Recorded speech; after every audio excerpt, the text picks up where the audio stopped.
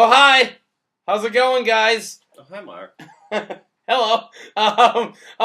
This is Billy and Mark, Unprofessional Movie Reviews, and we're going to be reviewing The Disaster Artist, which is the movie based on the book that's written by Greg Sestero, who was in the room with Tommy Wiseau a couple years ago, and yeah, it's a weird love letter / making fun of it / love letter thing that the Francos made. Right? Is that about it? Yeah, you just jumped right into the synopsis. I want to do the synopsis. I always do the synopsis, or you always do the synopsis. I wanted to. Yeah. Don't forget to like and subscribe. Follow us on the Twitters and the Facebooks. Now you're doing my job. Yeah. Yeah. Okay. So it's going to be James Franco playing Tommy Wiseau, and then his brother playing Greg, and it's about how they meet and then decide or want to follow the dream, and then they move to Hollywood, and then they try to it keeps bringing up the dream to become an actor, and then Tommy finally goes screw it, and he makes a movie, and that's what The Room is. And like most people, you've seen The Room. Billy has not seen The Room. I've seen The Room. We actually reviewed The Room during an April Fool's prank back in, 2015. I don't remember. But anyways, let's talk negatives. What's up? Negatives. All right. Let's talk about performances. Okay. Dave Franco sucks. There you go. Yeah, that's it. Just he sucks. He sucks? Yeah. You like Dave Franco? Yeah, this is his best movie, and he sucks in it. Oh. Okay. Yeah. All right. I don't buy him in anything. He telegraphs like a freshman in film school. Like, I've never seen anything like it in a big budget movie. I was going to bring up Dave Franco in positives, only saying he acts in this. That was my positive, because he actually tries to act opposed to what he normally does. Also, they could have made his beard with elastic and a broom, and it would have looked better. Yeah, it's a pretty bad beard. It's a really bad fucking beard. Yeah, it's a pretty bad beard. I'm pretty sure all he did was put like spirit gum on his face, and then took like a brown cotton ball and just like dabbed it on so that it would pull apart. Probably. On his face. And it looked really inconsistent. It was bad. It was a pretty bad beard. That could have been the point. Maybe they were trying to look all low budget. But who knows? It just looks stupid. Yeah, it looked pretty stupid. Anything else? Yeah, I really hated James Franco's accent as Tommy Wiseau. You don't think it's spot on? No. I think it's spot on during the shots from the movie. But Okay. I feel like during a lot of the scenes, James Franco just decided, oh, if I talk with a weird voice, I'll sound just like Tommy Wiseau. Like, I just have to talk funny and people will think we're the same. It's like, no, that's not how you learn somebody's voice. Huh. Okay. In my opinion. No, yeah, they're your opinions. No, it's fine. You can have them. My whole actually negative, and it's not so much of a negative, but I do feel like this movie is made for 8 people. I feel like this movie is very specific.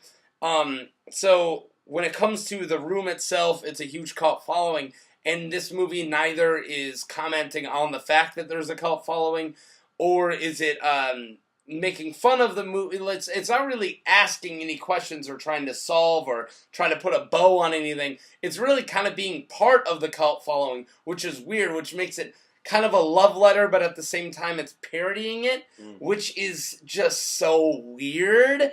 And this movie feels weird the entire time for me, and I'm not really sure what it's doing. I'll say straight out, I had a lot of fun. I think this is a very fun movie. I think the fact it's getting Oscar buzz is kind of weird, kind of super weird, but it's definitely a movie for Hollywood insiders who get movie jokes. Oh, The Room, haha, it's so bad it's good, and it's not for 95% of the audience out there, and that right there is an odd choice. It's definitely a choice it made. It's an odd choice to make for a fucking movie of alienating. Let's make this movie for this people, and that's actually a pretty big negative. I find it really weird. I feel like you could have made this movie and more tried to make it a true biopic more than a love letter, and which would have been better if it didn't try not to offend Tommy Wiseau. Because at the same time, Tommy Wiseau loves this movie. Yeah, he was part of it. He was kind of part of the joke, which is partly because of his weird megalomania of people like me. It doesn't matter why. people are looking at me. It doesn't matter why that he does. So at the same time, I think that it's trying not to offend Tommy Wiseau, but is trying not to, that is trying to comment on how ridiculous he is at the same time, which makes it weird.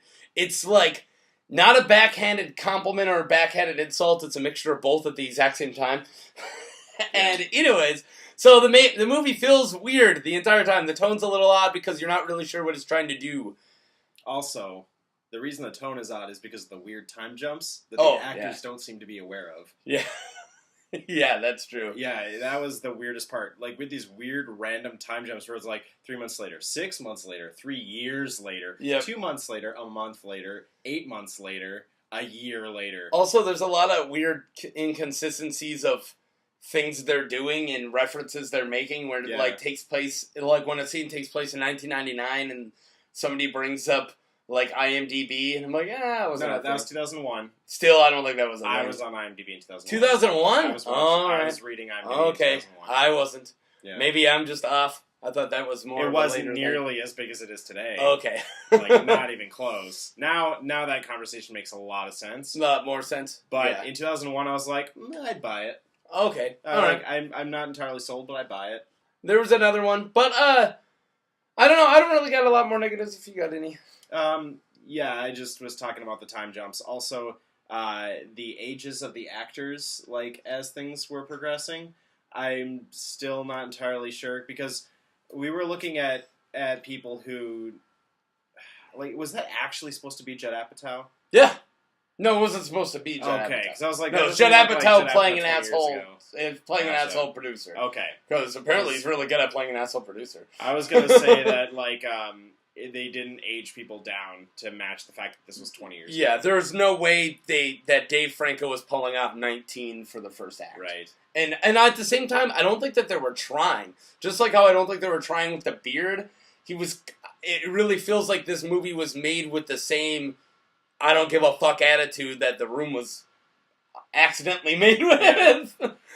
Also, I don't like that they raised the question of where's the money from without answering it, or at least implying an answer. Or doing more with it. Yeah. I hear you on that. Like, there's one scene where Greg's kind of freaking out, which I actually really like that scene. Well, he was put on the spot. Yeah, he's put on the spot, and then he starts putting the spot on Tommy and asking him all these questions, and then he's like, where's the money from? And I was like, yeah! And then he moves right on to a different one. How old are you? you? Yeah, how old are you? And I was like, no, stick with the fucking money thing, because that's a really huge what the... You got $5 million for this movie. Over $6 million. Yeah, over $6 million for this movie. What the... Where is the money? I would... yeah. So, I think there was a more interesting story there. Yeah, and he owns 2 apartments. One in San Diego, one in Los Angeles. Yeah, which... Probably more. When it comes to expensive places to own apartments. Yeah, and he also has that fucking Mercedes he drives. Yeah. Yeah. So, like, he's got all this money, clearly. And what was with that weird fucking scene with the bank teller being like, hey, you're employed by this guy, and it's illegal for me to share this information with you, but this bank account that you're cashing a check from is fucking loaded. It was exposition, which was very lazy. Stupid. Very lazy storytelling, very lazy writing. I'm not very good at my job. Yeah. I didn't notice it at that time, but I feel like they just needed to find another way to press the where's the money coming from scene, so they needed a scene where somebody goes and tries to cash a check, and it's like, hey, there's a shit ton of money in here. Which it would have sold so much as what the beginning of that scene was when Seth Rogen's like, if it went through, holy shit. And you could have ended it there because I think that tells it. Yeah, I think it would have been better if they were going to do something like that. Just have a shot of, like, Greg and Tommy in the middle of the desert, and Tommy's in the bottom of a hole with a shovel, handing stacks of cash out to Greg. Like, do something fun like that. The way that this was something that we know wasn't actually a thing. Yeah. But play with it a little more. Yeah, or cut it like you said. Yeah, yeah. Okay, do you got positives? So I got positives. This one is on the brink. The soundtrack. There's some weirdly... I love what they were doing when they were playing the tonal wrong. When it's like, this is super weird and awkward, and they were like, triumphant. I thought that was really cool. That was good. Because it goes with how weird the movie is. Hey, let's use Never Gonna Give You Up, because that's topical, because it's a meme. Like, that was big in the 80s. Yeah. Why would that I don't know. Back in 99? I thought it was funny that those guys were I like the idea that they were using it as like an anthem of like, hey, I'm never gonna give you up, man. Of them taking this extremely cheesy thing and then using it as too an much anthem. like, hey guys, it's a meme, right? We're Yeah. using a meme song. Isn't I this didn't see funny? it that way. In 1999? I really thought of it as like them taking like finding and solace isn't the right word, but finding meaning in such a horrible thing because they're so vapid. I don't know. It's also like The Room is a cult thing. Here's another cult Here's thing. another cult thing. Okay, I can Isn't see it that. cool that they're related now? Like, I don't know. It would have been akin to them showing like, hey, Greg, remember that time we went to Rocky Horror Midnight Showing? It was so much fun. I dressed as Rocky, you dressed as Brad. Like, you're just being too self-referential at this point. Okay, yeah, no, I feel you. But soundtrack then, what about score of actually score? Really unobtrusive, which is like my favorite word when talking Yeah, about scores. I know unobtrusive is usually something you like. And that's also sometimes... And when I noticed it, I giggled. Right. Because I'm like, oh, it doesn't fit. That's exactly. funny. Yeah. Are you cool for positives? Yeah. Alright, positives. I got a few. I actually, as I said, I liked Dave in this, and it's not because he's good, but it's because it's Dave Franco, and he wasn't playing Dave Franco. He actually tried, and there was moments, again, don't give him an Oscar, don't, there were moments where I bought that he wasn't Dave Franco, that he was actually acting. So, I wouldn't mention if you've seen any other actor, but for him, I'm like, hey, better than what you usually do. So that was cool.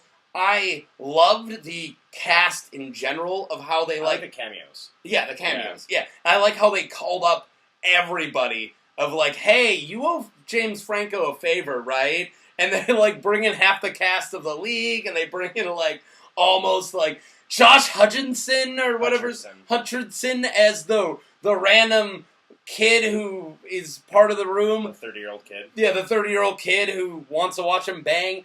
I thought was fucking great. Freaking Zac Efron's part. Yeah.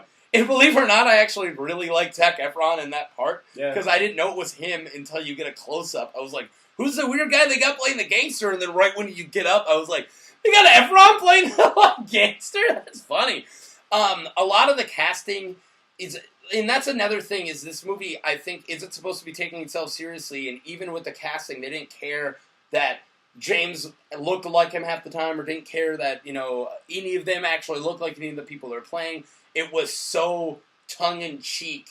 This whole movie just seems so, like, like, elbowing you at the same time that you're watching it. And that's why I was saying earlier, it felt like so meta of, like, we know we're making a joke movie, but at the same time, it's supposed to be serious, and at the same time, we're making fun of it, at the same time, we're not. And it's like all these weird layers that I actually really like. I feel like it's...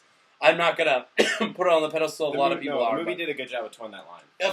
Of jumping all over those 8 lines. Yeah. Got a couple other things. I thought it was hilarious. Yeah. There's a lot of really good jokes in this movie. Sure. And the owning the Wiseau insecurities, but showing you towards the end of how his like weird insecurities morph into, I don't want to say megalomania, but like loving yourself so much at the point, egomania, thank you, egomania, of his insecurities literally as you're watching James Franco morphing into that egomania of like, oh no, they're laughing at me, and then it's like, but they like it, it's fame all the same. And you will literally see that click, and it's so gross to me, it's so greasy, of like, oh, well, at least they enjoy it, I'm famous!